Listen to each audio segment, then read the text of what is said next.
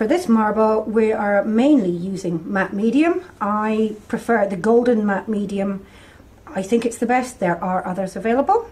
We will also use Fusion mineral paint clear glaze. Again, you could use Polyvine. This is the one I like best. I think it's got a great open time and it's very, very workable. To tint both these mediums, I've used golden fluid acrylics and tube acrylics. It really doesn't matter which one you decide, it's a matter of preference. I couldn't get the right colour in a liquid acrylic, so I used a tube acrylic for it. But normally I would aim to use the golden fluid acrylics because I think they're great. Brushes, softener. This is the Fox softener, badger hair, and it comes from my paintbrush. The brushes for veining, I've used, this is a very expensive veining brush, European long handled one, but equally you could use a lining brush. This one just came from the range. This is a Handover's Sable liner, really what you can afford. It's not vital that you invest, but obviously the better the brush, the easier it is. And then finally the tool that is really rather useful for this is the paint shaper, but equally you can make it out of an eraser or a school rubber, perfectly okay. We also used a sponge and a piece of chamois leather. So what I'm demonstrating today is Vert de Mer, done starting with a white background. Very often they start with a black background, but this one I'm going to start with a white background and build the colour up. And I'm going to do it in multiple layers of mainly matte medium. And the matte medium I'm using is golden matte medium. And this is diluted 50-50 with water. And it gives us the ability to build quick layers. Dries very, very quickly, so you can do a quick layer and then another quick layer and then another quick layer, and then finally for detail work you can work in glaze at the very end. So golden is the one that I prefer. However, there are other ones available that you can buy easily from an art shop, and that's the Galleria one. This dries quicker than the golden one. On here I have white eggshell. The eggshell that I like to use with white, because it covers in two coats, is the Benjamin Moore Pearl finish in the Regal Select. It's a great base for glazes. Doesn't suck the glaze in, and it allows you to work very easily and get the maximum open time from your water-based glazes. So I've got a white eggshell and I've sanded it lightly and taken a tack rag over it. The first layer we're going to do is a textured, it's really an embedded layer that's right underneath everything else. It's raw umber, and this is the look that we're aiming for on this panel here. And it is laid on, stippled, and then used a sponge. I used a sponge to break it up. So the technique is here. I'm going to start by laying on some of the material. So this is matte medium, dissolved 50-50, or diluted 50-50 with water. I've added some raw umber acrylic. So I'm going to lay that on, and then I'm going to stipple it. I'm going to use a woolly to stipple. This is a product that I found in America, super product for doing stippling with and for use in marbling. Yes, you could use cheesecloth, you could use a stippling brush, or you could just use a sponge on its own, but this just evens out the paint and the brush marks. So this one I'm going to make slightly darker than the one on the right, just so that you can see it better on the film. I'm going to use the sponge just to break that up.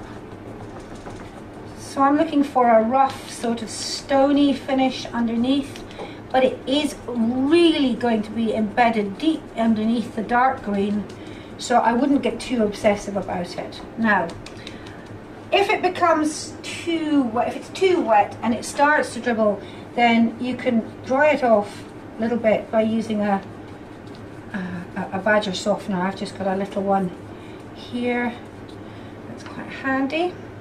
And if you want more movement, you can go back into it. So you can break it up a second time. And you can see you're still getting quite a lot of open time, but this will be dry in about 15 to 20 minutes. So you've got enough working time to get your texture in, work over quite a reasonable sized area. And you don't really need to worry too much about lap lines in this particular stage of the application. You don't really want too many, not obvious ones, but I wouldn't get too worried about it either, because you can always incorporate a lap line into the veining at the end.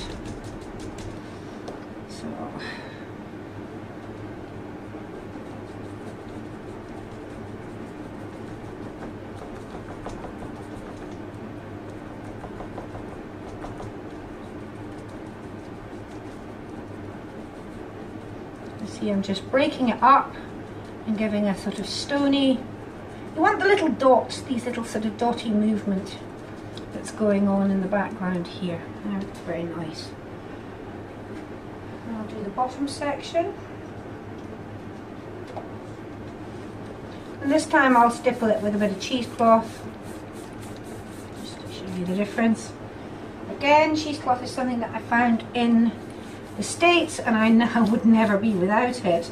I think we're the only people in the UK that sell it, and it's an open weave muslin which comes on a roll of short lengths that you can bunch up, and you can get a nice even stipple. It actually creates a very nice wall finish when working with glaze. And here you can see I've got a lap line, and I'm just going to use the sponge to break that up, but I'm not going to worry about it.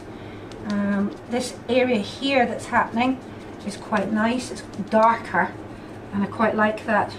And I might go back in on some of them and add in some darker areas, because they are quite pretty. And you can see the bits that are dribbling. Hopefully you can see. I'm just softening those off.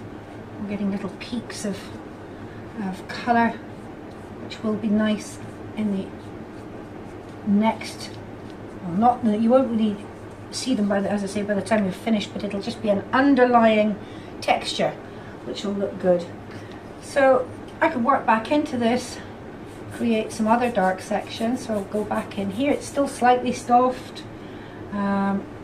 This time I won't stipple it, I'll just use the sponge, so you can do that. Put in a wee bit here. And that way we'll have one panel that's quite bland and quite even, and one that has a lot more colour and a lot more movement in it. So I'm going to leave that to dry. The next stage is the same mix of golden matte medium, diluted 50% with water, so 1:1 with water. And this time I've used Phthalo Green, again acrylic colour. Phthalo Green is quite a powerful green, really powerful green, and it was the same colour that we used for the malachite finish, and 2 editions back of the Professional Painter and Decorator. So hopefully you have a tube left over from that. It's pretty much the same technique this time, so we're not going to bother stippling. We're just going to use the sponge to break this up, and what hopefully you will get is the green will sink to the back in the white areas, and the brown will just become more intensified. So you can see it's pretty vivid colour. And as I said, I'm going to stipple this right, and you can see the brown coming through and the green settling back into the whiter areas of being quite bright. And I am going to break this up really quite a lot.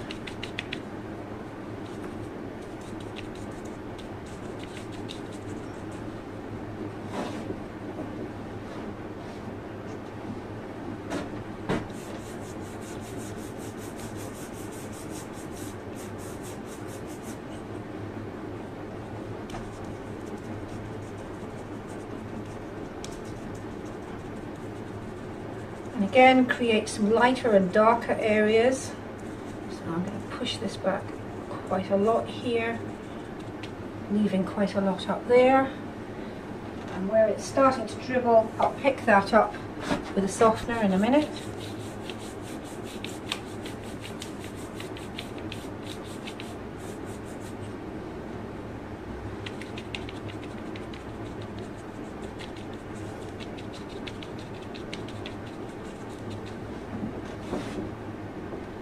Softener. These little softeners, I've demonstrated with these before. They come from my paintbrush, and you get, it's a nice size and it's flat, very, very reasonably priced, and I've found these to be absolutely invaluable. Really good. Great for marbling and graining, but particularly graining where you've got a fine figure that you want to just isolate and soften on its own. But also marbling, if you've got one vein that you just want to work with, it's a great size. They do them much bigger, but this little one I find very, very useful. And they're cheap enough that you can have 2 or 3 and dedicate one to oil and one to water based without breaking the bank.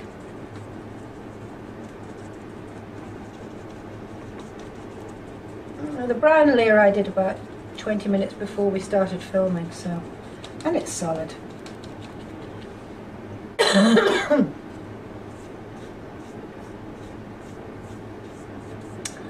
Once this is complete, I'm going to leave this to dry, and I will, in the meantime, apply the green to the second panel, and you'll be able to see the 2 different finishes that it's achieved, with a darker brown underneath, and then we'll move on to the 3rd stage. This is stage 3, take 2. Unfortunately, the first time we filmed it, we lost the video. So when you see me working on stage 4, you'll see me working on the original background I created. This is going to be slightly different. However, the technique is the same, so we'll just plow on. This time we're working in matte medium again, matte medium and water mix, and I've mixed up a colour of Phthalo Green and black. It's 2 parts black to 1 part phthalo.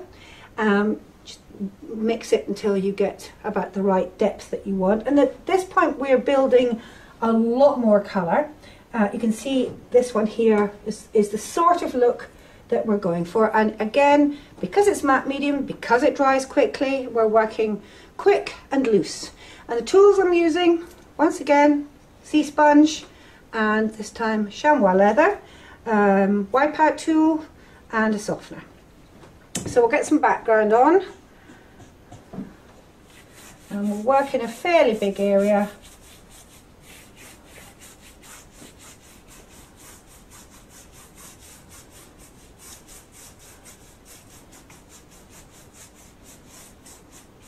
And we'll break that up with a sponge. Get rid of all these brush marks.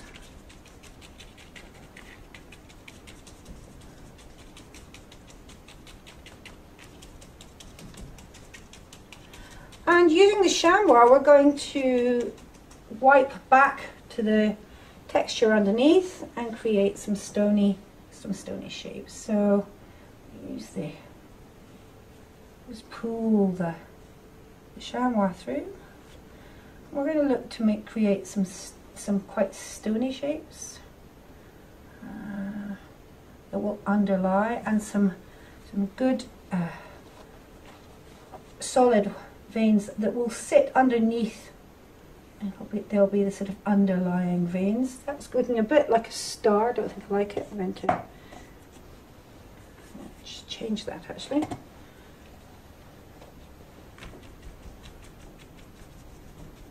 You can see you've still got quite a reasonable working time. Let's just take that up there. And instead we'll do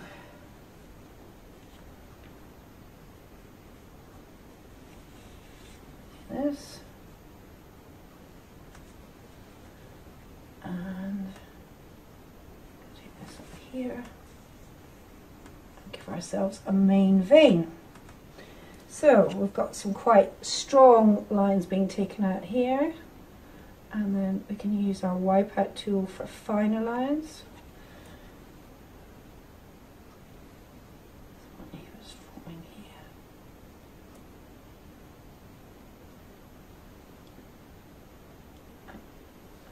And then we can use our softener to knock everything back a little bit. What you get with this nice dark colour are these sort of stronger spots, which you'll lose to a certain extent in the next, but they'll build intensity. You'll lose it to a certain extent in the next layer, but it will build intensity.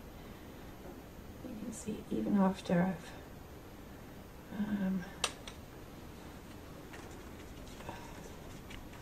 I've softened, we've still got a bit of open time.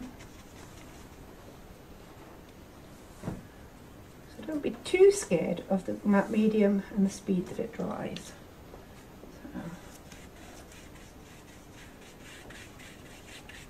So we'll bring it down to the next section.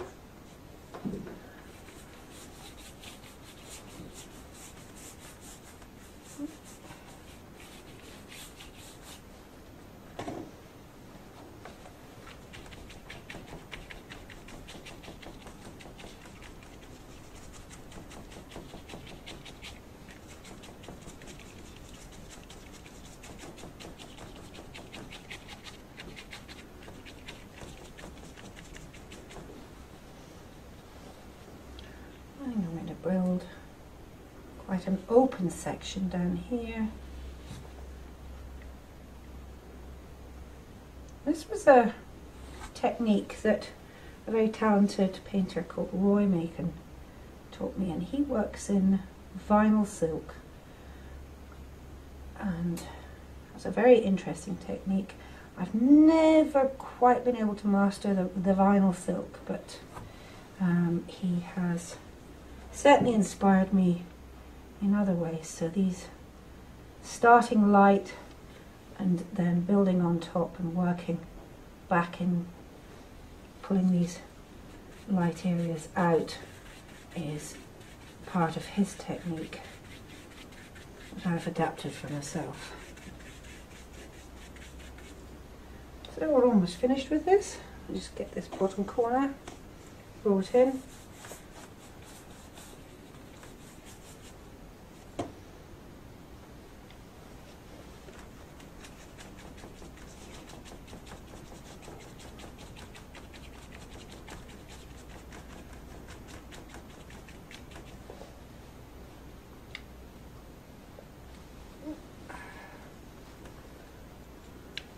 The nice thing about this is none of it's expensive. The matte medium is relatively cheap, and you thin it with water, it goes a long way.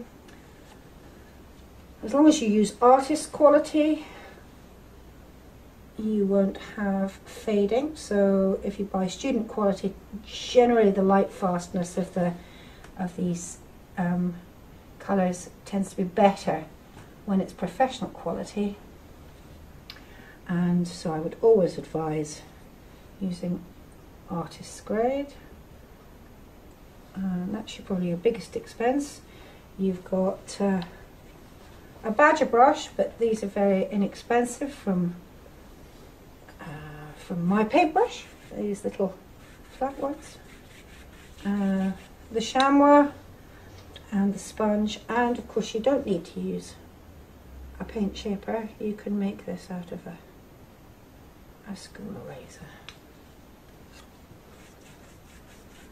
And the other thing I would advise is that you get back from your piece, check your composition, because this is going to be the basis of what you're working on next and building your whole design on. I think I'm going to cut this open a little bit. Soften that a bit.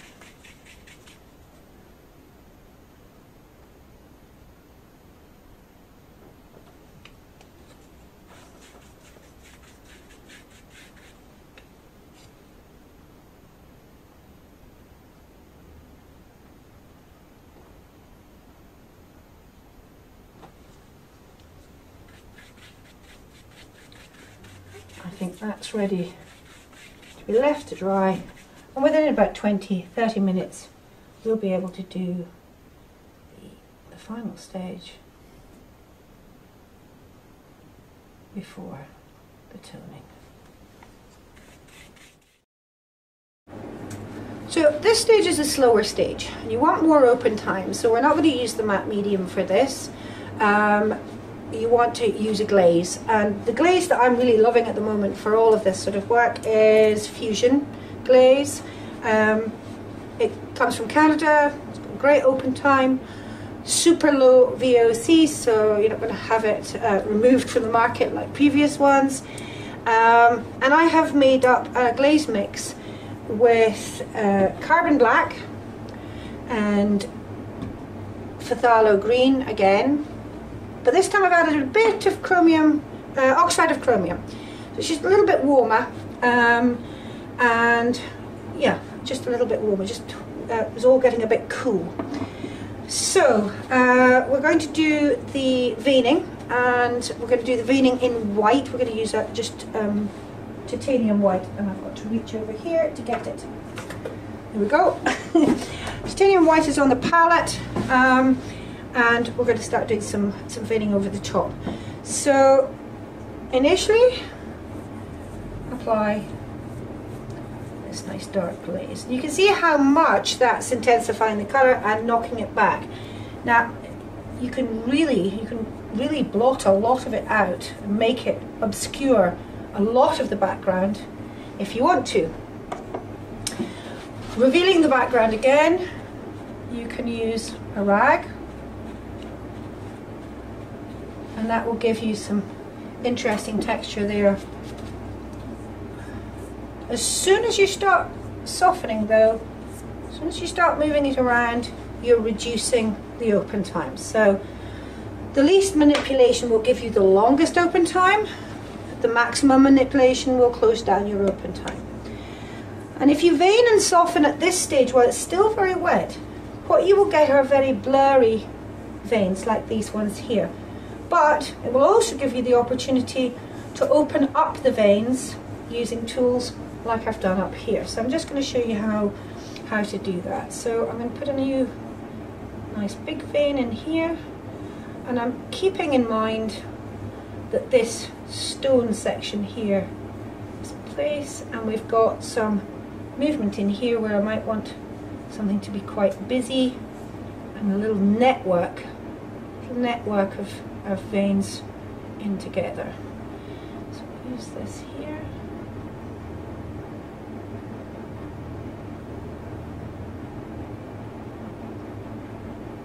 I'm just enhancing the ones that I've got here using the structure I have, and I want a balance between these forward veins and the ones that are now sitting right in the background.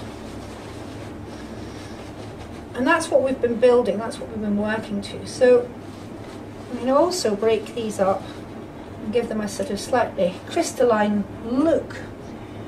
But just be careful, because if you blot a section that's quite wet and then do it again, you will get this printing. Now that's quite useful sometimes, just to give little dashes of colour on the surface. So I'm going to just hook this one up here. And then we're going to soften this, and you'll see how, while it's as wet as this, how blurry it gets. However, we are also going to wait till this dries really quite a lot, and then we will add in some very sharp high veins right at the end. You see how when you soften these,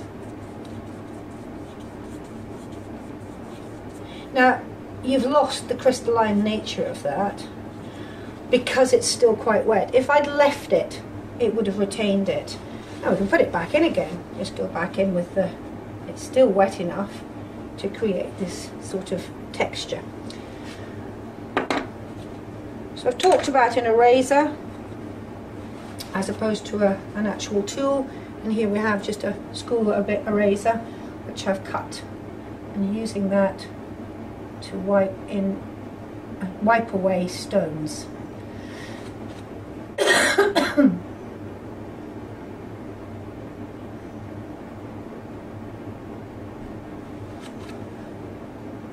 Clean up the edges.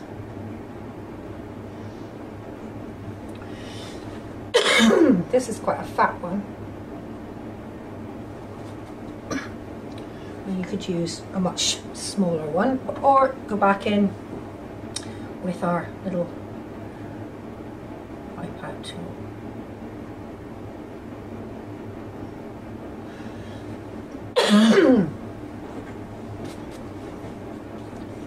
Gentle softening. On to the next section.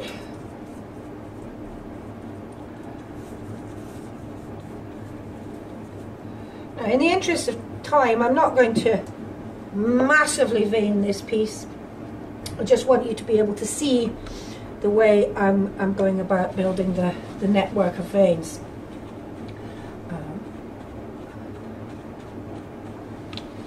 Waking that up, and then using this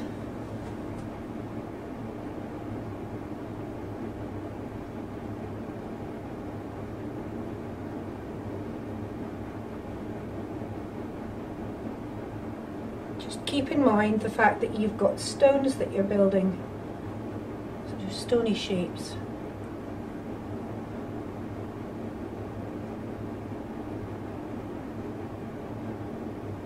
Now that's not absolutely necessary, in that some of the Verdes are really so busy with veining and don't have much stone formation rather.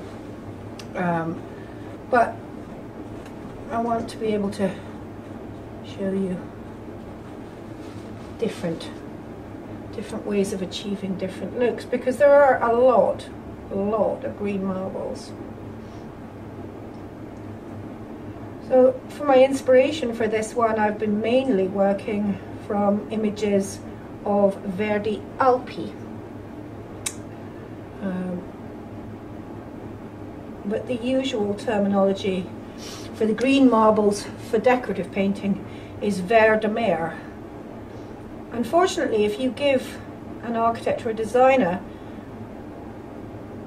the term Verde de Mer and they look it up, what they will see online is just painted images of this marble, almost exclusively, because it has been such a traditional marble to teach. So I've taken to referring to it as Tinos or Verde purely as a marketing tool, and not Verde de Mer, both of which are correct. Tinos is a green, a sea green marble.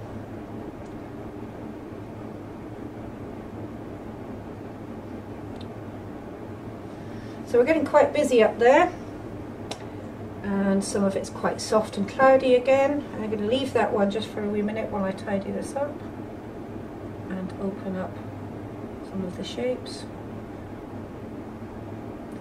And one of the great things about having these wipeout tools is that you don't really have to be a brilliant at veining. So for the beginner, this means that you can have quite crude veins and then clean them up afterwards. So, you know, let's say I don't like that edge there and I want something a bit crisper.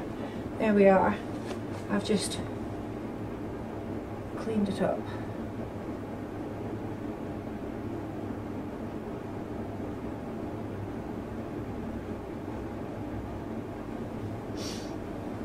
But you can see in this area here just how you've got varying weights. Some of the veins pushed back with the texture, the ones that we did right in the very early stage, and some sitting on top. So I'm just going to put a bit more in here. I do like how busy this is becoming.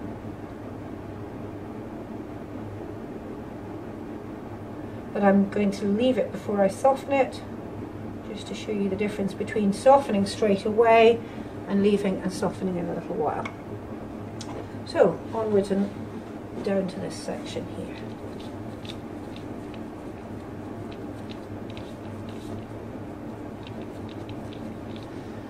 So I'm just going to rag it a little bit. I want this strong line here to come through.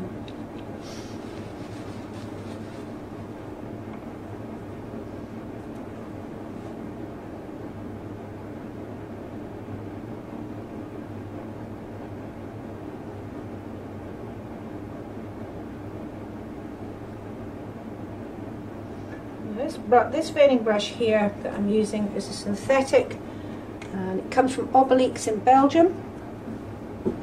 Very nice brush to use. For those in the States, Pierre Finkelstein sells this type of brush. But in the acrylics, using a synthetic brush works better.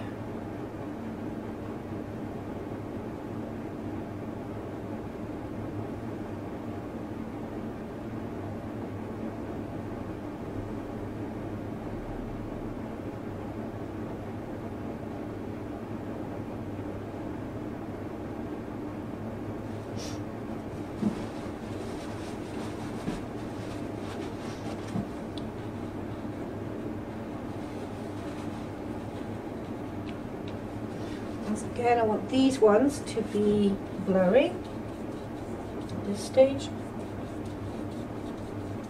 Now we can go back. I think it's probably dried enough. Dry these ones, soften these ones off.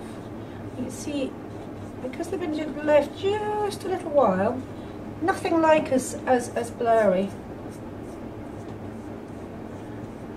Again, if you could leave them longer still. I'm aware of the fact we're on a video, so I can't, it's not like working on a big project where I've got loads of time to wait. And I'm still being able to work into, this is the very first bit which I did before we started filming, and I'm able to do some wipeouts here. So I would say that's probably, yeah, it could be as much as 20 minutes since we started, and I did that off camera. Here's where we did the first bit on camera, and yep, it's easily worked through it. So that's giving you a fair bit of open time.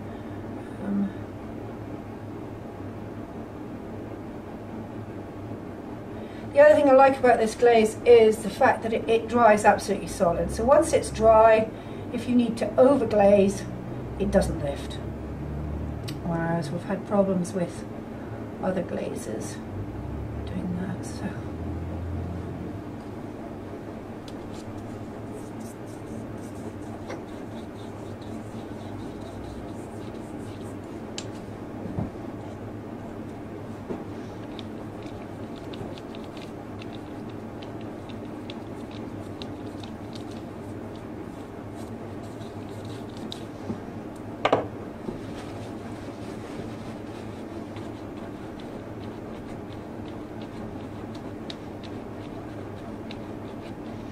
See the rag, breaking that up, giving a quite nice crystalline, stony feel to it. And on large areas, you wouldn't need to do much more than create these nice textures, and you know, you can come back in and wipe out back to the next layer beneath. And then just put a few pale white ones in. And again, because this is very wet, it's going to blur nicely, it's going to knock back nicely. You just leave that suggestion. So I've essentially finished the majority of the veining now. And when we were starting to do this, the glaze was very wet. We were getting quite a blurry effect when we softened. Now it's really, it's almost dry. We're at the stage where if I was to use a wipeout tool here, it wouldn't really be lifting anything at all.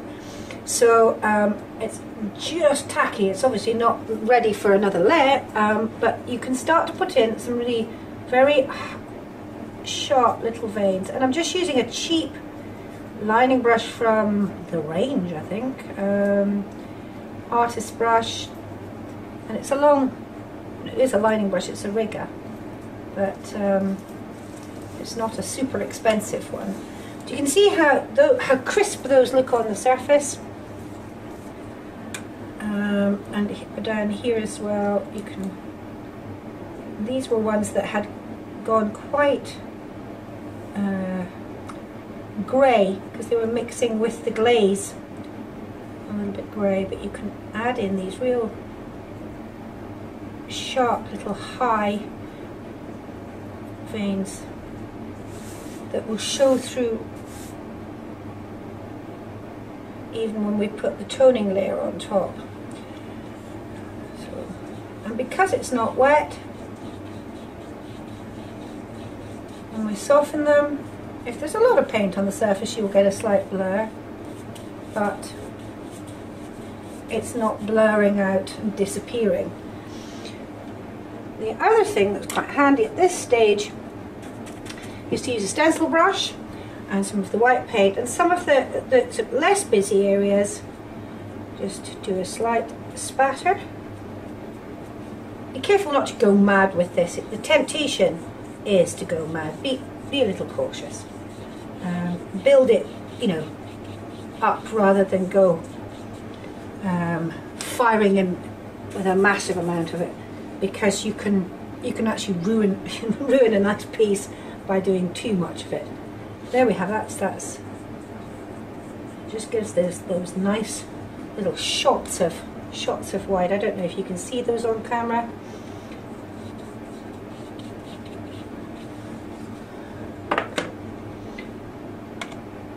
And you can always use these little shots just to create very fine little network, extra network at this stage.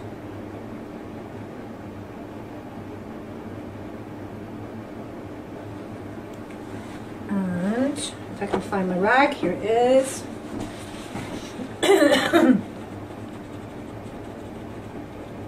Just create these little extra. Just if you think an area needs a bit more attention and a bit more interest.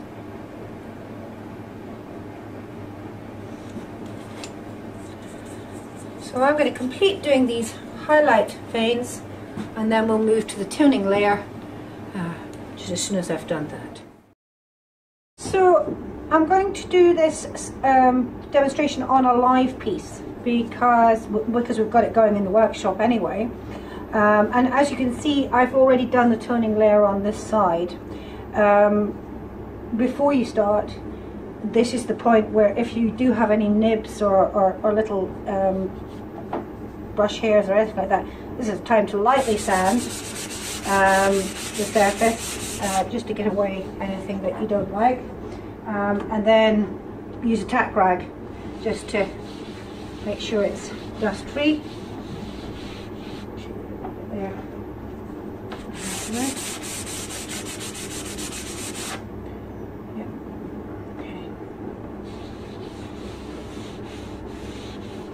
And we're back to the matte medium, and this time it's just matte medium and raw umber. So we're going to use this to tone it down and Again, it's a quick layer. Now, if you were just to put that on solidly, you'd obscure most of the veins, you'd dull everything down. So I'm going to break it up using the sponge again and reveal some high spots. And again, this gives you the variation in depth of vein. So you've got some that are really sunk into the background, you've got some near the surface, you've got some sunking into the middle area tonally, and this is what gives the impression of the reality. If everything sits on the same plane, it doesn't look like real marble. So I'm going to just carry on, work across the whole table.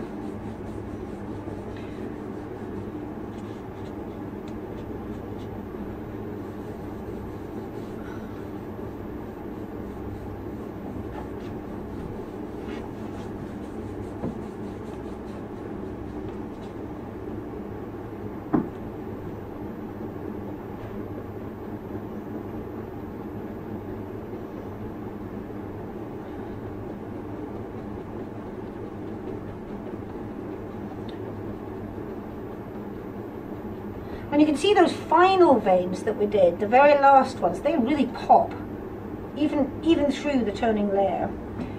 And if there's an area that you feel you want to bring forward, then we're back to the wipeout tool or a razor, and you can reveal some of these veins as you go. Also, using a rag will give you a more open, broken texture.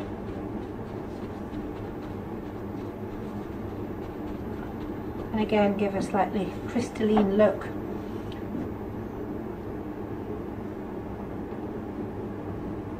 But your foremost veins you might want to reveal using the wipeout tool to heighten definition. And then we're back to the softener. Soften these off.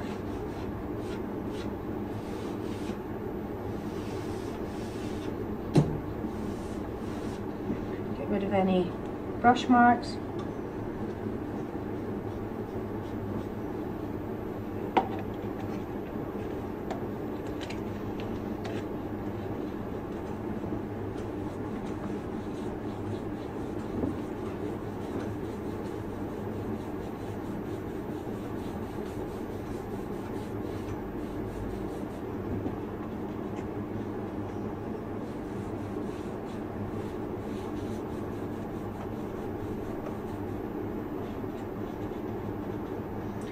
And if you felt this needed more depth, you could, if you wanted to, go in with a second layer of this and keep intensifying the colour.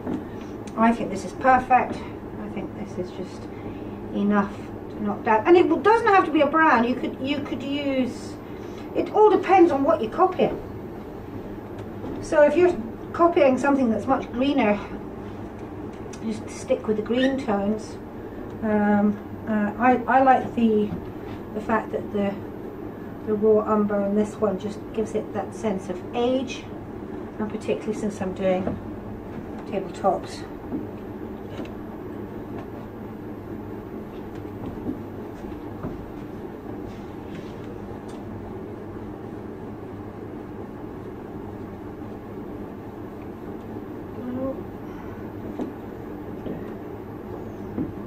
Wipe out on this side here.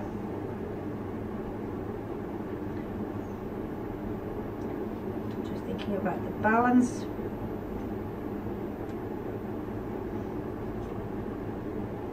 So you've got a very high spot over here, which I want to balance over here. I want to give a little bit of the same here, which I've lost with softening.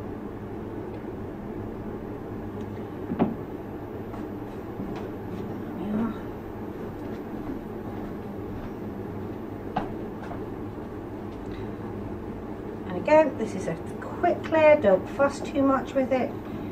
think a little bit about where you want your high spots before you start, so that you're not trying to get them back after it's dried.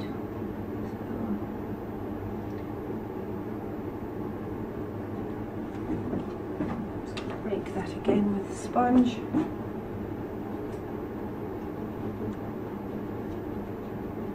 So this side over here is probably almost dry already.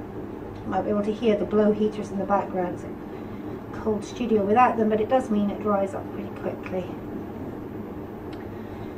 The other piece of advice I give you is always try and get back from your work. If you're always on top of it, you don't really see it how other people see it at the end. So even at the risk of being accused of admiring your work, which always seems to happen on site when I stand back, it's still worthwhile doing to see whether the balance is right. And I think we're just about there. With that. So we'll be finishing these with semi-gloss acrylic varnish once it's dry, which should be later on today.